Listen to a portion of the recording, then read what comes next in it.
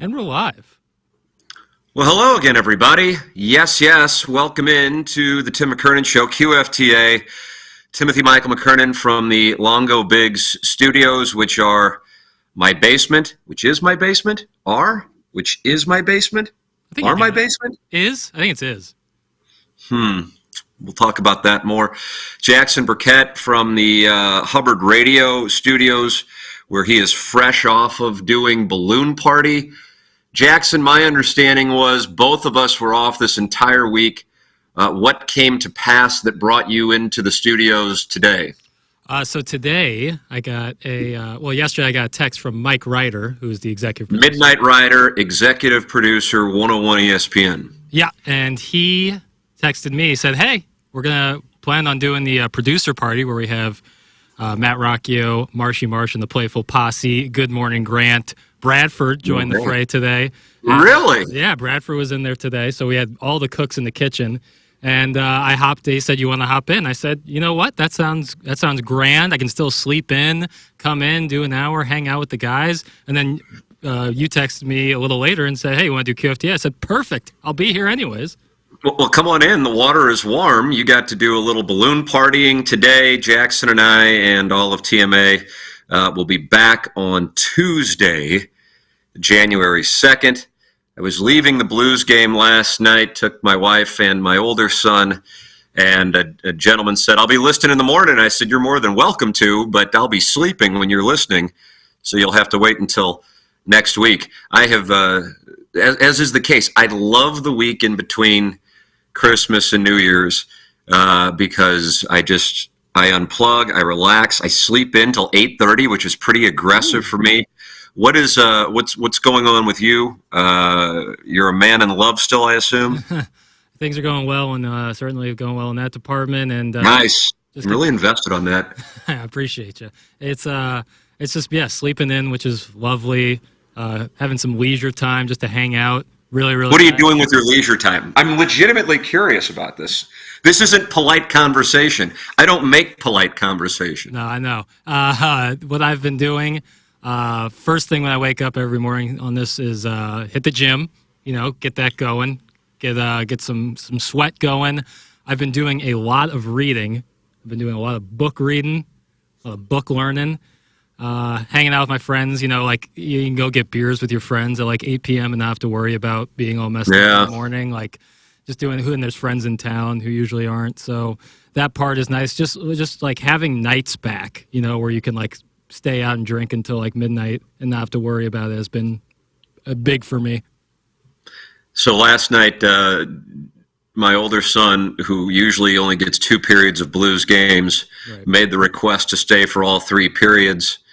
And so we did. So that is an example of, of what it's like when we don't have to get up at 4:30 or 5 in the morning. But we will be doing QFTA this week and then back for all of the shows starting on Tuesday. It's up on YouTube, and you can participate with live questions and comments on the TMA YouTube channel for those of you participating. And I guess I posted that we were going to do it on the fan page on Facebook, but I didn't post it on any other social media. So Jackson, I don't know if you wanted to tweet it out to have the Friends of the Feather join us. Yeah, feel free. We thank all of our sponsors who have made it possible for a number of years now, and that includes the Longo Biggs Studio sponsor, in addition to James Carlton of the Carlton State Farm Insurance Agency. I know he is down in Dallas for Missouri and Ohio State, which will be tomorrow night at the time of this recording on December 28th, 2023. James Carlton is my insurance agent, and he is available for you at carltoninsurance.net. Man, am I a big fan of that James Carlton, and you'll see 349 5-star reviews when you Google him and type in James Carlton State Farm Insurance Agency. carltoninsurance.net. Mark Hanna of Evergreen Wealth Strategies. We dined over by his office on Tuesday. Went to the Shack. Haven't been to Grassi's yet.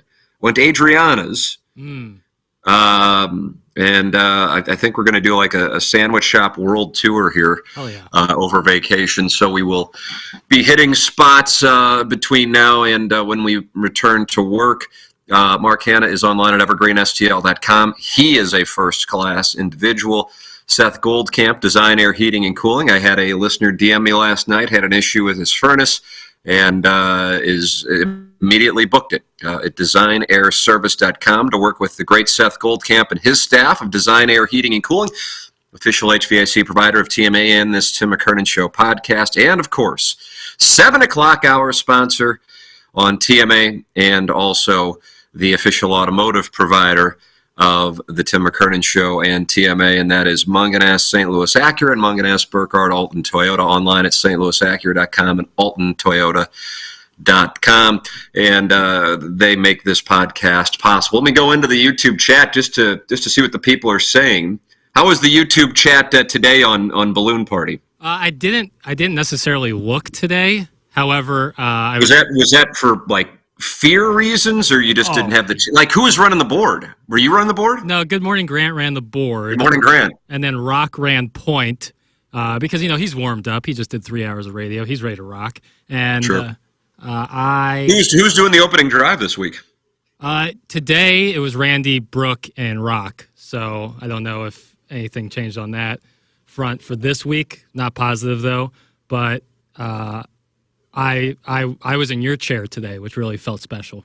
And wow, that had to be an honor. It was. Did you remove the phone books? Yeah, took those down. Didn't need them today, but I kept them in a safe spot for you. And then thank you. I know Don Peepee was in the YouTube chat. So he hasn't taken a day off. No, there's no days off for the Don. All right, Jackson, Brad says, morning. Loomster says, hey, fellas. Jake Reynolds says, hi, Tim. The skeleton has been straight fire. Tip of the cap to all who make it happen. Much appreciated. Brad says, TMA all day has been great. Props to Plowboy. Tony Killebrew asks about Josh Innes. How about that whole deal? Josh Innes filled in last week, is that correct? Thursday. And you worked with him when I was out? Yeah. On Thursday and Friday? Yep, Thursday and Friday of last week, and then he filled in Tuesday of this week as well. And I think Danny Mac was on yesterday for Balloon Party. Dan McLaughlin did yesterday? Believe so, yeah. Mrs. Janie Shanahan says, well, I'm as hard as the day is long. And DH Galaxy says, good morning, Burke. What's up, DH Galaxy? Is this one of your Ladue/Missouri friends, or is this just like a? It looks like just a guy. It looks like I don't have any friends who go by DH Galaxy, but hey. I thought like your boys who spend time in the Smoky Mountains together. I thought those are the only ones who call you that. That was my reason for asking. And that's a good read. But I do. Yeah, but that is not the case. I don't. Maybe sure, sweet Ty isn't DH Galaxy. No, he's up in New Hampshire, living it up. Yeah, live free or die. That's my right. credo. Penny saved.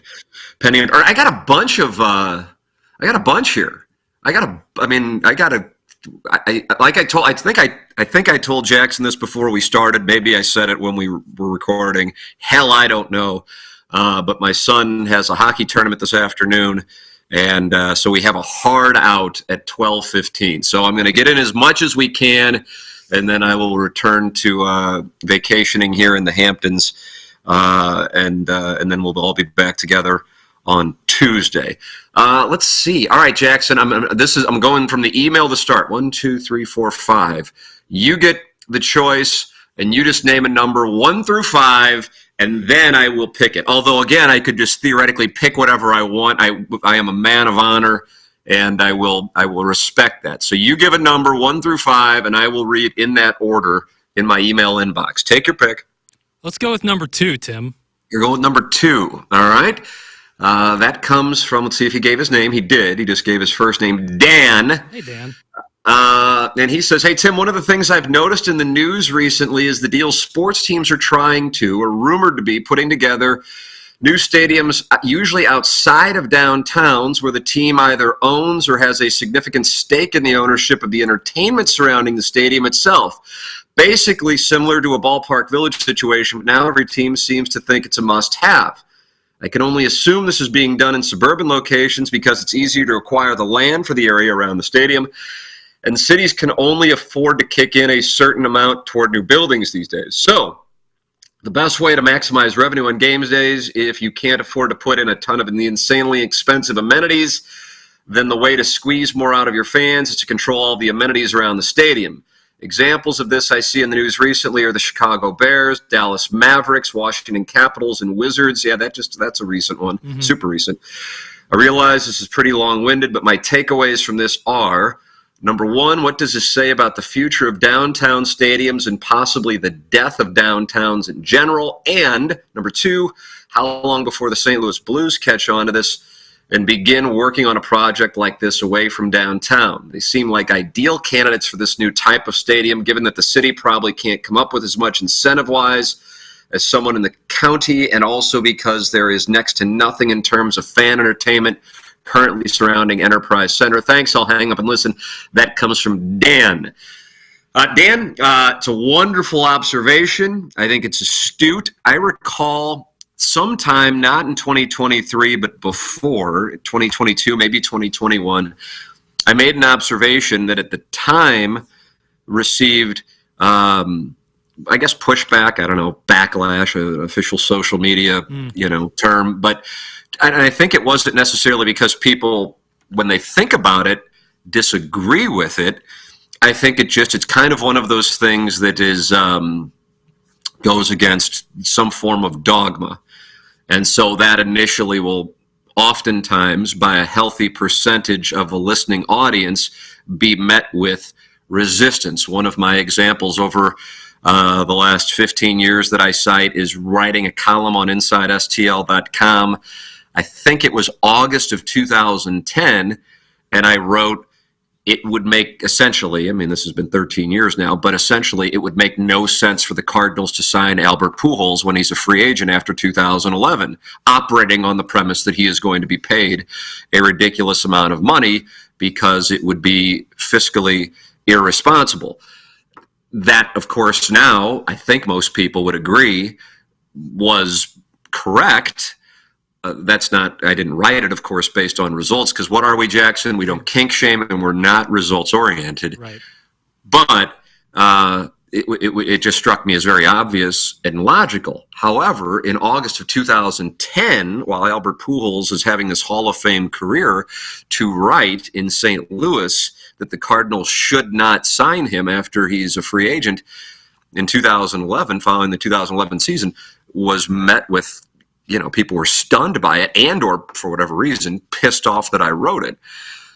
I draw somewhat of a parallel to this opinion, which again strikes me as very obvious. But for the people who will be listening to this and or watching it live right now, it goes against, because most people who are watching this have grown up with the stadiums being in downtown St. Louis. There's in my opinion, I guess I shouldn't say factually because it's in my opinion, but there is highly unlikely percentages. And I'm talking about whatever it would be. God, I'd give it like 1%, that the St. Louis Blues and St. Louis Cardinals are playing their respective games in downtown St. Louis in 2050. And it's just, to me, that strikes me as, God, if I could bet that up, right. I would take all bets, whatever I could possibly handle. It's like obvious as fuck. But I would bet that for a lot of people, not necessarily listeners or viewers of TMA or this podcast, because I think we've talked about it a little more on this in TMA, but if I were to say this on like 101 or KMOX, right, or a place where you might have an older audience or just not people used to this kind of conversation, it would be met with, anger, resistance, whatever. But to me, it strikes me as incredibly obvious. Now, the reason that Dan suggests is not necessarily where I'm coming from. I just operate on the premise that downtowns are a dying phenomena, and also I don't think are necessary to regions' growth. I think downtowns are perhaps more a product of, for the most part, not exclusively, regions St. Louis and East. For those of you who have been to Los Angeles, Phoenix, Las Vegas, think about those downtowns, Right. and then think about those regions' growth. I suppose you could even include Dallas in there. I think downtowns are more of a byproduct of 19th, 20th century of America, and St. Louis was a part of that, but the cities further to the west. And again, it's not an absolute. Point being, I just don't think it's necessary. And I was a big pro downtown person. I just don't think it's necessary. And I think dollars spent trying to chase that dogma are dollars spent unwisely. Jackson, your thoughts? Yeah, I'm trying to think of like something where I could refute that and be like, no, then downtown's important.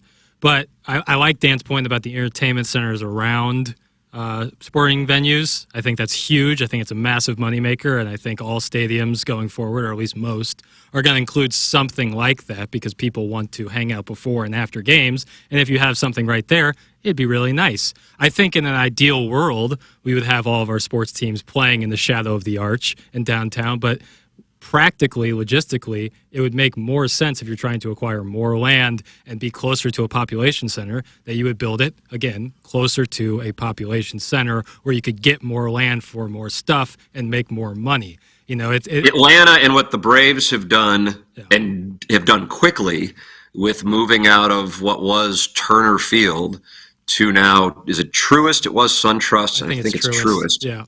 Which is, I think, north of downtown. I've driven past it, and before you even feel like you're in Atlanta, you see the ballpark if you're heading south on the right side, kind of up on a hill, whereas Turner Field's in downtown and on your left, and it's still there. At least it was still there last time I drove through there a couple of years ago.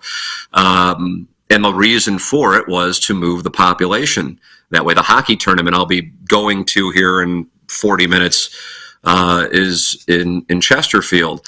And I don't spend a whole lot of time in Chesterfield. It's nothing against Chesterfield. It's just I don't really leave my little 2-mile radius except to go do the show.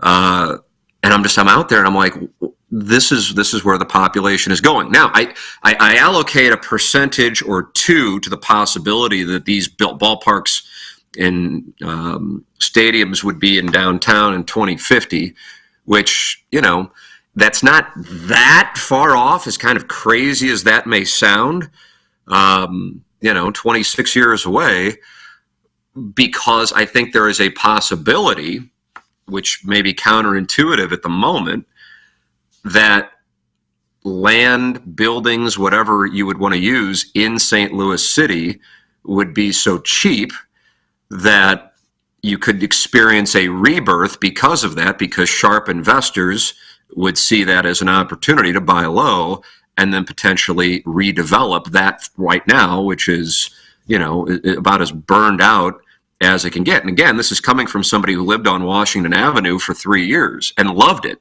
by the way. I happened to live there at its high point. It was like living in Manhattan, but it was only 2 blocks as opposed to, an entire island.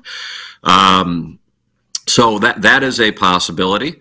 The Cardinals are invested in it, and that would stand to reason. But again, 26 years away. That ballpark in Atlanta, Turner Field, didn't last 26 years. Mm-hmm. So while it might sound crazy now, the new Busch Stadium, and new is probably a relative term at this point, will be in its 18th or 19th season. Yeah, 18th, I think. Yeah, coming up. Yeah. And the ballpark the Cardinals left, my personal favorite of the two, they were in for 40 years. So the lifespan is approaching midlife. Again, that might sound really fucked up, but that is the mathematical reality. Yeah. I would love it, for the record, if downtown St. Louis experienced a resurgence. I still think, again, and I view that anytime I say this, it's like, well, Tim McKernan says he'd buy stock in St. Louis. He must be really high on it. There's that's not the way you buy stocks, though. Not that I'm some wizard investor. I do it because it's buying it like its lowest point of value. Right, value. So yeah, that's I don't go. I think it's about to go into Austin or Nashville. It's through the lens of, well, shit, it's Jordan Belfort's penny stocks. Right. I'll buy it. What the hell? I have nothing to lose. So I would say you would have to experience development. You'd have to experience a leadership shift, whether it be in City Hall or some kind of merger, or St. Louis City rolling into St. Louis County, because what you currently have as far as leadership goes, it's got no chance. But again, you're talking about 2.5 decades, and a lot can happen in that amount of time. I mean, if you go 2.5 decades back, I think a lot of St. Louisans would be stunned that St. Louis is now trending like on a steep decline versus some of the regions that are experiencing a steep incline. Such as, the obvious ones, Nashville, Austin, but who will it be next? And, I say this, and I say it in part sincerely, why not St. Louis? The difference is, when I say why not St. Louis, I can give you a number of reasons, but still, if people are tired of expenses on the coasts and or migrating to other portions of the country, and certainly a lot of that is weather focused, St. Louis would provide an alternative if, in fact, that still remains an option with remote work. All right, Jackson, I want to make sure I get to as many as possible, so let me go into the YouTube chat and then the TMA fan page, see what's doing there. Anything stand out? Hunchback of Von Castle says Wrigleyville has lost all its city charm with their version of Ballpark Village. It ruined the great vibes. I haven't been there for that. I mean, I've been to Wrigleyville, but I haven't been there recently, so I can't speak to that. I'll ask the people in the YouTube chat if they share that opinion. That comes from Hunchback of Von Castle. Don Peepee, who I gather you said was present for Balloon Party today. Oh yeah, big time. Said, how was your Christmas this year? I find I love Christmas more since I had my child. How would you describe your views on Christmas now that you have kids? That is absolutely the case. I used to say this for a number of years, and I guess, Jackson, we've only been working together since I have been a father. Mm-hmm. But from about 2000 to, I guess, through 2017, it just was like, I got to go through the motions, and it was kind of, because I didn't have kids, and at that point I'm in my mid-20s, and you're just kind of like, it didn't carry the same thing. Sure. Now I am able to enjoy it quite a bit more with having two sons, and I guess my 2-year-old will be able to appreciate it quite a bit more next year, and certainly with having a 6-year-old, he is at peak enjoyment. What about you on the holiday season? How is it for you at 25 years old? I love it. I love, anytime you can have an excuse where like all you're doing is hanging out with family and enjoying yourself. I'm a big fan of that. I love the holiday season. I like Christmas music. I like the smell of a real Christmas tree. Gets me in a good mood. So yeah, I'm a big holiday Yuletide season fan. Look at you. Yeah. I'm whimsical. I can be whimsical. Whimsical. Yeah. Let me see what I got here in the TMA fan page, where I posted that we would. Mia Milano was my friend today, pivoting off of Ella Reese, who's kind of been dormant during the holiday season. That has ruined the holiday season for me. She's been dormant. She needs to focus, Tim. She needs to lock in. Thank you. That was that the title of last week's podcast? Last week or 2 weeks ago, yeah. Ella Reese needs to focus. Let's see what we've got here. Where's that? Oh, there's Mia Milano. So now I know I'm in the right spot. Let me see if there's one that appeals to me. All right, Barnhart Brawler. Oh, another stadium-focused question. What's the deal with stadium food these days? Why is everything fancy and expensive? I don't need a carving station at the ballpark or restaurant-quality pork steaks at the Dogs Park. What happened to just some cheap and easy staples to tide you over whilst watching the game?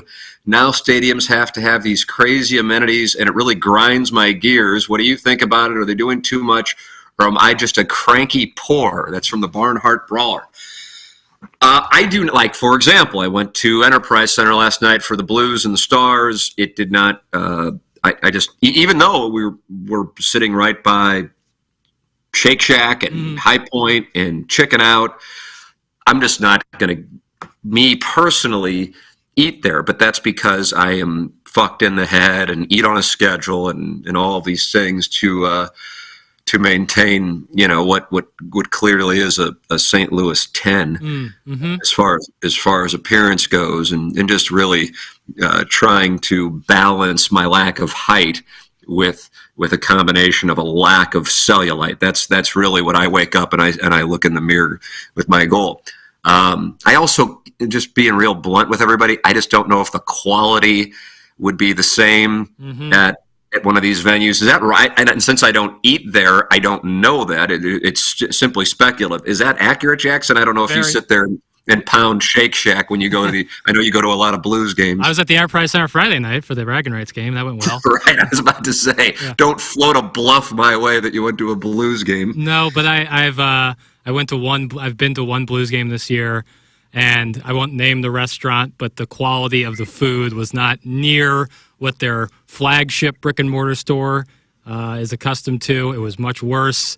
So yes, I agree with you in that sense. I remember that they put in a Lion's Choice into Mizzou Arena. Did they really? I didn't know that. My junior or senior year, and I got it, and I said, "This is not Lion's Choice. This is something else." So. The quality of stadium food, but just like anything, like anytime you're asking people to leave the comfort of their homes where they can literally watch anything, you got to evolve and innovate. And if fancier food options or more local restaurants in the stadium is going to get a certain percentage of people to come, then I guess it's worth it, because it's harder and harder to get people out of their homes. So you got to have some sort of incentive. You haven't heard this in a week, and I'm sure you miss it. But I think you're on the right path, but I could be off on this. Let me make it clear. It's not like I'm the answer key. But what sports teams, which speaks to the first email we had from Dan on, you want to maximize the experience, but you're maximizing the experience not from an altruistic perspective. It always goes back to dollars. That's what I talk about with our shows. That is our version of batting average, ERA, just like any other business. But oftentimes when it comes to that which people utilize through the lens of being entertained by, whether it be our shows or sports or movies, music, it's almost an inconvenience, and therefore something that is just intuitively, I think, rejected when you start to enter in the business discussion, because then it's a reminder that everything is revolving around, at least in the United States, the dollar. And so if you are going to spend as much as you spend to build a stadium, in St. Louis, it's going to be privately financed, and you are going to spend as much as you do on rosters, and you have these expenses, then it's not just about your television, it's not just about your attendance. You then also have to go, okay, how can we drive up a price when it comes to a ticket, and or increase revenue when it comes to concessions? And so you can only go to a certain point where people will pay for a hot dog. But, and I didn't, like I said, I don't get Shake Shack or Chicken Out or High Point when I'm at a Blues game. My guess is, and I feel pretty confident, I'm operating at a 90% confidence level, that if I were to go get a Shake Shack double cheeseburger, and there is a new location in Des Peres which has me. Is that right? I am so wet right now. I really am. I really am. I'll be hitting it, and with a drive-through too. I think in your turf, Ladue, I don't believe there's a drive-through. No. Yeah. No. So I'm very, very damp. But I would imagine the price at the Enterprise Center Shake Shack is higher for the same product than at my new Des Peres location. Again, I don't know that, but if you're asking me to bet it, I would bet it all day long. Yeah, I would say that is accurate. So therefore, that money filters through to either Tom Stillman, or if Dave Checkett still has ownership of the concessions, and I don't know when that expired. But either way, that's that's the game, and that is why it is done. It's not like I'm like, oh, I would eat here if it were a hot dog, but alas, it is not, and so I shan't eat. But I understand for a lot of people, it's like, I just want to eat something, as Barnhart Brawler said, and I don't want to spend, $25 when I could get a hot dog, at least in my memory, for $5. Right. So that I can see, but again, it goes through the lens of the dollar, and it's certainly not exclusive to St. Louis. All right, Jackson, what time are we at? We are at 11:48. That could mean we have time for one question. Maybe we'll get 3 in. What number do you think we will get? Because I'm a hard out at 12:15. I'll set the over at 1.5, and I'll take the over on it. Okay, wow, look at that. All right, let's see. Let me go back into the Facebook. Somebody is asking Kurt Fultz, what are your holiday season pet peeves? All right, what are your holiday season pet? Because you just talked about how much you enjoy the holiday season. What about you?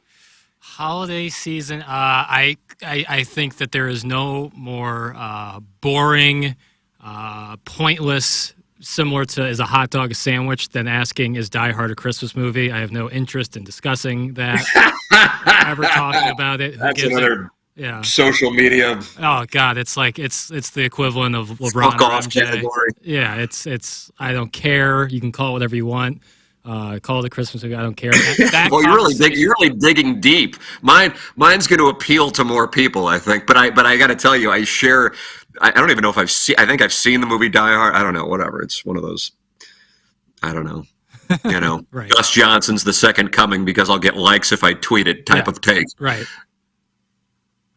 Mine is, but you're not there, and on top of it, does your family? I'm Catholic. You're Jewish. Right. My wife's family's Lutheran, so our Christmas experiences are different, just like my Hanukkah experience is different than yours. No doubt. So we're not having an apples-to-apples conversation, but if/when you do settle down, and if/when you were to settle down with a Gentile, then you're going to have a different experience. And and my wife was talking about this, and here I am, and now to her as well, we've had, God, I guess 15, 16 Christmases together. We're still driving all over St. Louis to go to a bunch of things on Christmas Eve and Christmas, and it just takes away from the relaxation and enjoyment of it. And I don't really have a solution because people, you want to see as many people as you can, and you try to appease families and so on and so forth. But it just, I don't think of Christmas Eve and Christmas through the lens of what I would imagine a lot of people who would be my age peer group. At this point, when you're 25 and you have a girlfriend or maybe you're a newlywed, you're still doing because you don't have a home where you're going to be hosting. Right. But at this point in my life, also with children, I'm surprised that I'm still doing we'll be at Christmas Eve here for maybe an hour, and then we'll drive a half hour, 45 minutes to have Christmas Eve for 2 hours here, and then we'll drive home, and then we'll wake up and we'll open presents, and then we'll drive here, and then we'll drive back, and it's just. But I suppose the good part of that, and the reason why we're still doing that is in both of our cases, all 4 of our parents are still with us, and so if you give me the trade-off, obviously I'm taking that all day long. I think that's the reason why. I don't know, but yes, absolutely. I would love to just go to one place and sit and be able to bullshit with people who I know and am close to, and have some libations, and not be like, oh shit, I got to drive, so therefore I'm not going to drink. And then secondly, we got an hour here, and then I got to go somewhere else. That's my pet peeve. But at the same time, I think for other people, Christmas is, seeing people you don't see often, and that's what you want. So, like I said, and producer Joe, I think, said it one time. I think he said some people like things and some people don't like other things. Bingo, Tim. Yeah. Yeah, and that's why he's such a sage. Jackson, we're going to go to a second question here. I'm aware that Doug would be disappointed in me for asking, and I could, in theory, listen to some clips as part of TMA all day. However, is there a reason all segments pre-August 2017 aren't available on TMASTL.com? Jackson, when it comes to tech questions, I am not your man. Do you have any idea? It's a problem that we are working on rectifying. I am aware of. Oh, is that right? Holy shit! Yeah. I just figured you'd say I don't know. No, I mean I'm aware of it, and we're working on rectifying it. So stay tuned. What? Oh, really? What is the deal? It was, wow! It was. I am learning with you, the audience. This is wonderful. It was along with the transfer that we had when we came over to Hubbard, and we're transferring segments. That was 2 years ago. Massive library. We just run into a snag with it. I'm working with Hubbard Tech, so I understand the complaint. Working on it, baby. I see you. I see for you. ATN wow. News. I'm an ATN. I just figured that was. I don't know what I figured. I know we have it all. Yeah. Well, we have it all going back to like 2010. We still have everything. We just it's an issue with broken links, and whenever really, you have 12, I guess now 13 years of segments forever. With different softwares that it went through. There's some technical snafus when you make a huge transfer to a new thing. So we're working. I understand. I'm asking. Although this I am now representing the kind of stuff that we occasionally get ourselves, where people will email in a manner or post on social media in a manner that they would never do if it were a face-to-face interaction. But I'm asking from a place of sincerity, and I really didn't expect to get an answer on this. I wasn't even really asking for myself. I was just reading in order chronologically, actually. Why?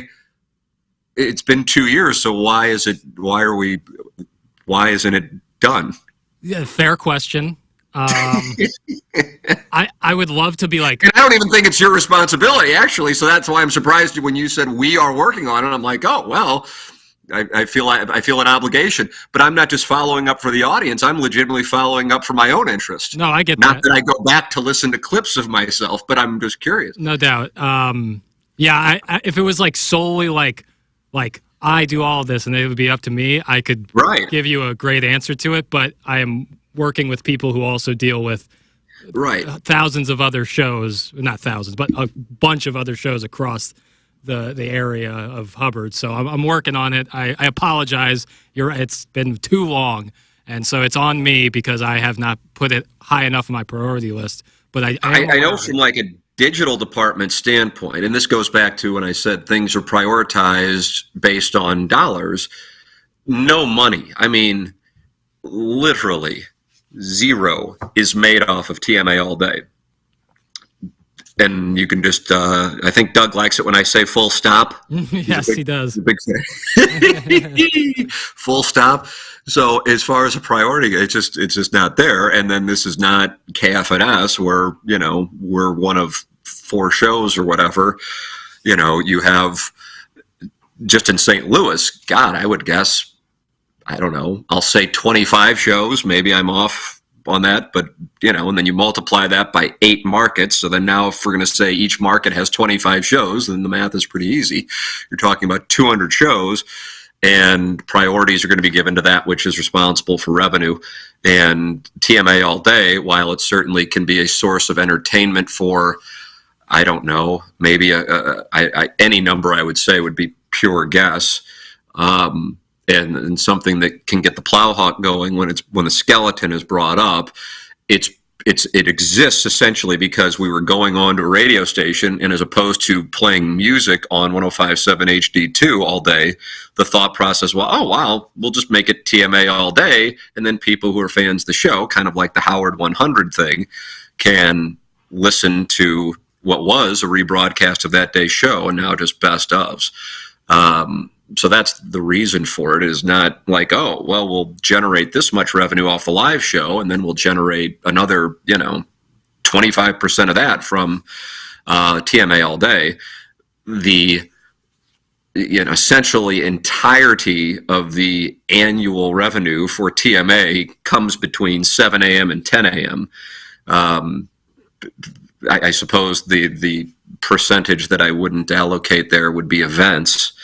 But, I obviously know that the dollars that come in for the show, and I can tell you, whether it be somebody who's interested and expresses it to me via email, or they just reach out to our sales staff, they don't say, I really like that live show they do between 7 and 10, but I wanted to focus on playing my ads at 5:00 at night when they're replaying the man and woman press conference. That's not the way that it works. So therefore, because it is a non-revenue generator, it is not going to be prioritized. That doesn't mean that it can't be done. It's just, if I do know how things work, many of you, I'm sure, work in corporations, and you just kind of understand that that's the way that things work. I don't have a bad thing to say about Hubbard. Just period. Couldn't be happier as far as the quality of people and the professionalism, for real. I'm not just saying it. I don't really, it's not like I'm going to get a check if I say nice things. It's just the truth. But I also understand how business works. Now, if this were impacting the live show, which is where the money is tied to, then that would be a different conversation. But this is a very unique thing. I would imagine it's the only thing in all of Hubbard stations where you have one show replaying all day. Right. And certainly, and I also would imagine it's an easy fix, but at the same time, I know I couldn't do it, and so maybe it's not an easy fix. I don't know. I'd be curious about it. It's a good question. Fair question. It's just one that I really didn't expect I didn't expect your answer, honestly. Yeah, it's a fair question, and we are well aware and working. So apologies. That's on me. All right. So is this something you're telling the audience you are going to rectify in a time frame that you would like to give out right now here on December 28th, 2023? I don't want to give out a time frame, but I will rectify the issue. I will. Look at you. Sure. Wow. I'll make sure it gets done. Okay. How about this? Because I know how about this? Segments. Who is a person in the public, Timmy Recaps, superstar of QFTA, who is a person in the public eye, athlete, politician, celebrity, mogul, etc., if given the opportunity, you would pay to travel to interview, if anyone? God, that's a good question. And I say it's a good question because I think it's a good question, but it's also because I don't have an answer to it. And we're obviously doing this live, so I haven't thought about it. I know that there would be a variety of answers, but the one I've always talked about that of course, would have like a sliver of interest would be Quinn Snyder. That's all. That's I'd be like interested. I know, and maybe like a few thousand people, but as far as like a massive, the people, in part, some of the people that come to mind, I feel like are either playing characters and therefore I don't want to interview them because I'll be interviewing the character and it won't be an honest interview, or they just have their brains are so fried that it would be pointless. Yeah, there's that. And so that's kind of where that's what the names that are popping through my head. God, I don't know. Let me go into the YouTube chat and see if anybody's got any suggestions as we go through it. Cronky, that's a nice one. The YouTube chat, just wonderful. That's a great one. That's a great answer. Cronky would absolutely be. That is a great answer. Tip of the cap to the people, because that's. I don't know how good the interview would be. I'll tell you this, and I actually think it's possible. Because, the dragon was slayed. Indeed it was, Tim. And I had I think I could call it a close relationship with him. I could see a time where Kevin Demoff and I do an interview. I really could. That would be incredible. The Cronky one ain't going to happen. The Cronky one maybe it would, but he doesn't do interviews anyway. Right, I don't think he's saying yes to anybody. Right. Someone St. Louis. But I could see a Demoff one. I really could see a Demoff one. That would be awesome. I say this, and I hope it's taken. I don't know. I don't hope because I don't care. but I want to get back into doing interviews. When I did the STL Bucket List podcast and I saw their setup, and I guess that's where, I don't guess, now I know, it's where Cam Jansen and Andy Strickland do their podcast. Oh, really? It's the same studio. Nice. Oh, yeah, you didn't know? Nope. You're watching the Cam Jansen, Andy Strickland hockey podcast. There's not a chance in hell that's the case. No, I'm aware that they have one. It's just, I believe it's a very successful podcast. Yeah. Oh, yeah. And they do it from the same studio. And then I was being told of the economics of that setup. Part of me just like wants to not because I ball so hard, but just in general with the business with Sound Story, like buy a building and then turn that building into a variety of studios for Sound Story, for the Tim McKernan Show, possibly eventually for TMA if we were to, bring everything in house, and then therefore, acquire some real estate, and then also have everything under one umbrella, albeit these, and now I'm talking about a variety of different LLCs, but still, it could be worked out. And because a podcast studio is more like STL Bucket List, it's not their studio. I think it's Half Coast Media. I think that's the name of the production studio where Cam and Andy Strickland do their podcasts. You're more like on a couch and just bullshitting with people, Yeah. Like I could be on my couch here in my basement, except, each should have a microphone. And I love doing interviews. I just don't have the time to take on that responsibility. And also, it's not something that you do as far as booking guests, nor is it something that when you were hired, you were told would be part of your responsibility. So I need to see if Sea Monster wants to come out of retirement and start booking left and right. And start booking guests. And then I love having I like whether it be Howard Stern, Joe Buck's show, which occasionally will pop up in my TikTok feed, Graham Bensinger. I love those kinds of shows. Some podcasts where they're just interviews, conversations. I love that, and I love doing it. But I can't responsibly add to TMA, Balloon Party, the Tim McKernan Show, and Sound Story, and then go, okay, now we're going to go back to booking guests, and it's just I just wouldn't have that, and also attempting to be a husband and father. I just can't do it. But I would love to do that, and in that case, I would love to have that conversation with Kevin Demoff. And in a way, and I don't know this, I haven't had he texted me from inside the voting room in Houston in January of 16. God, that's 8 years ago, man. Fuck. Yep. 8 years ago. That's crazy. Almost 8 years ago. And that is the last conversation. I wonder if I have that text still. I don't know if I would. That'd be deep cut. Let me... You've gotten a new phone since then, I assume. Oh, yeah, absolutely. But I thought maybe no, it's not in there anymore. But it was essentially... Howard Balzer was reporting that Stan Kroenke stood up in front of all the NFL owners and said, if you don't vote with me, I'm going to sue you all. Jesus. And so I think I was back. This is back before all my Twitter feed was the LSU wife at the White House. Yeah. I believe I tweeted, I quote tweeted it or whatever the fuck you call it. Can you imagine Stan Kroenke standing up there, being the orator he is, and making this passionate plea? And then Demoff texted me and said, I don't know where Howard's getting that, but that is 100% false. And I'm like, oh, okay. And then an hour later, the Rams were on their way to Inglewood. Yeah. And that was the end of our conversations. But we used to talk quite a bit. And in a way, I think he might like to do it because since then, not only are the Rams where they are, St. Louis now has, an MLS team and an XFL team. Better believe it. And the Rams have won a Super Bowl in their own building. I mean, he could kind of do a victory lap. I honestly could see him doing it. The only question I would request is why did Stan write the letter to the NFL? I remember talking to him the night that went out because I don't believe it was Stan who wrote it. I believe the gentleman who I'd be interviewing is the one who wrote it. Yeah. And then Stan signed it. Do I know that? No. But I remember Kevin telling me on the phone, I was in my kitchen, the same house. He goes, well, people wanted to know how Stan felt. Now they know. Ugh. I remember him telling me that. And I remember going, but what was the point of that? Right. Like what? And I swear to you, I think it could be as simple as if they did not win the vote, as in the Rams didn't get Inglewood, they would have said, well, we can't go back to St. Louis now. Stan's burned the bridge. As dumb as that is, as stupid as that would dictate where a franchise exists, I swear to you, I don't think he felt like.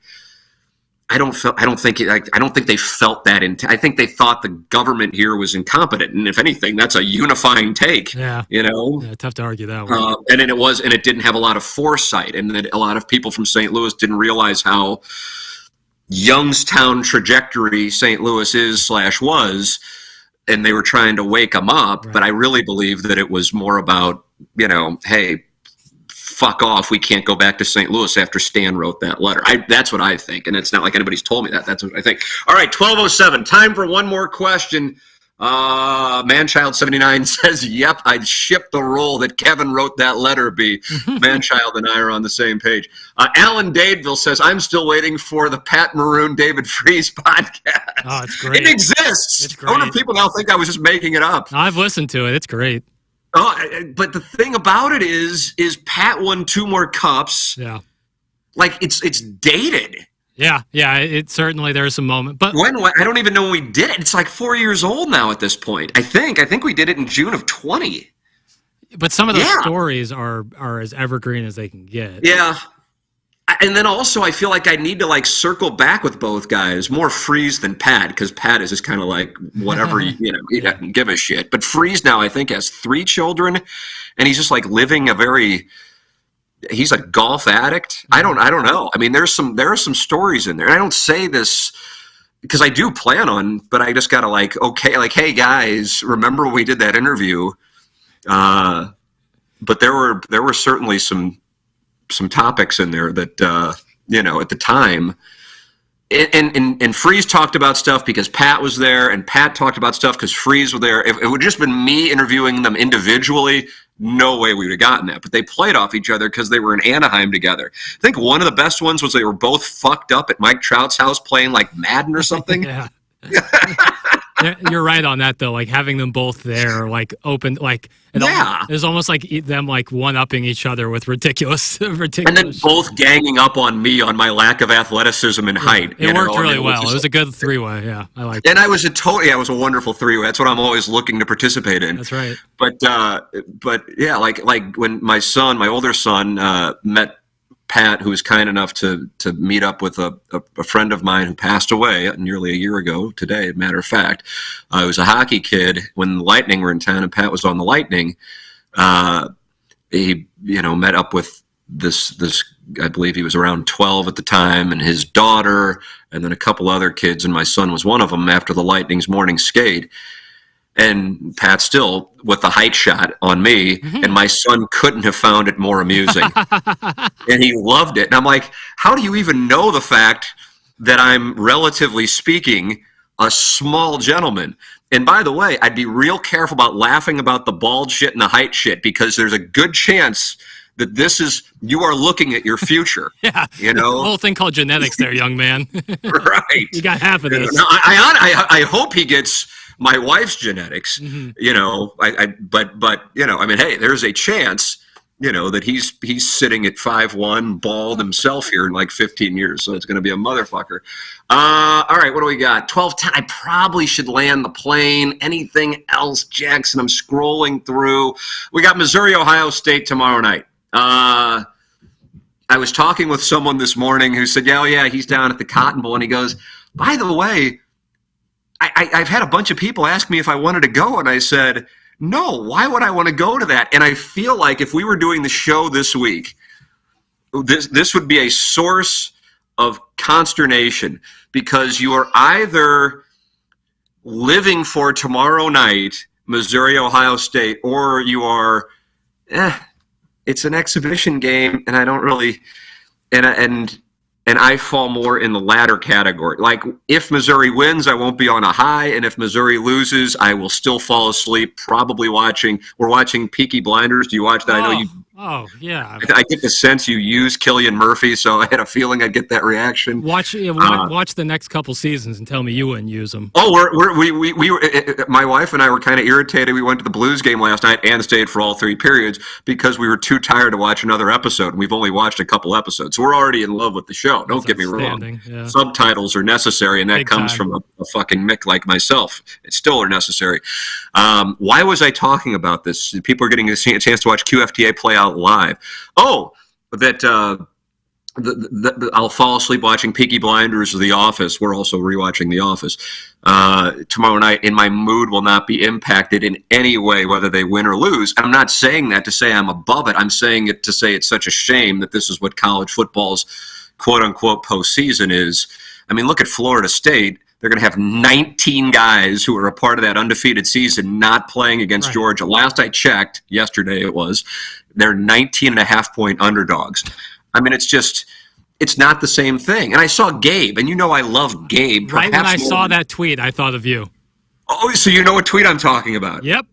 What tweet was it? He goes, it was something in regards to like, boy, look how good this ACC is. You know? Yeah, and I'm like, I almost wanted to text him, but then that would have been like something like somebody who I'm not really friends with but has my number would hit me up, and text me, and I'd be like, why are you texting me this shit? Even though Gabe and I, have known each other for a quarter of a century, and I wanted to text him like, dude, you're like putting value on the outcome of a bowl game? Yeah. That's like guy who doesn't have friends or family around in the holidays and just wants to interact with nobody, they know on social media and give a bull take. I'm like, that's not you, Gabe. Yeah. I mean, come the fuck on. Like, is the SEC bad because they lost to Oklahoma State last night? I mean, it's just right. I don't know. But at the same time, it's kind of like Christmas. It's not. It comes around in December, and it doesn't mean that much to me. But I know for everybody else, it does. It's not my place to like say, hey, this shouldn't mean it. Like, let it mean to you what it means to you. Let it not mean much to me. For me, I want Missouri to beat Ohio State, but I had to like sit and cool off for an hour after the LSU game. Right. You were still upset 48 hours later. I can't make it into something that it's not. I don't think Ohio State's announced yet if Marvin Harrison Jr. is playing, even though he hasn't practiced. I mean, it's just let me tell you something, Jackson.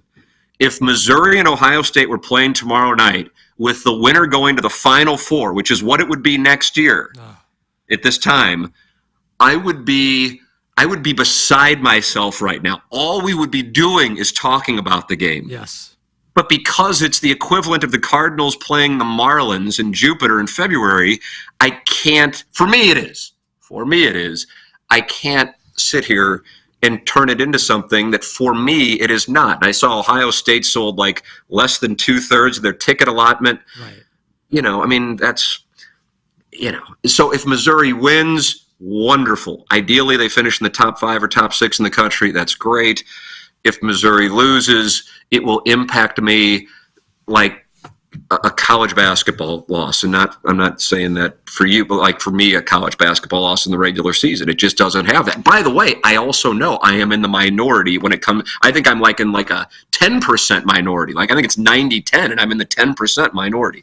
Your thoughts, and then I gotta hit the road. Yeah, I'll make this quick because I'm kind of like I'm going into it just like, oh, I get to watch Mizzou one more time, and I'll be with all my friends watching the game, and it'll be fun. But unless the game has like high energy, like where I can tell the energy is like, okay, like both teams are really looking to play ball, then maybe I'll get into it. Otherwise, I'm going to view it extremely casually. I won't be yelling at flags coming out or, upset that someone drops a ball. I probably won't be. But if the energy is high and it's cool again, then maybe. But of course the energy is going to be high.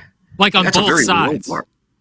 Yeah. But I mean, Ohio State, these guys are auditioning for next year, I mean, it's the energy is going to be high. It's going to be a packed building. Yeah. It just, the outcome doesn't have a material impact. I mean, like I said, picture for those, because I'm sure there are some Missouri fans who are like, beside themselves that I'm saying this, but just go back to, this is like Matthew McKernan and A Time to Kill. Picture this game being, there are 8 teams remaining, and the winner of this one goes to the Final Four in college football. And think of that game and that outcome through that lens, and then compare it to what it is tomorrow night. Right. And at that point, I say, no further questions, because that should, and if it doesn't, drive home the disparity. And then also, Florida State's undefeated, and they had 19 guys opt out.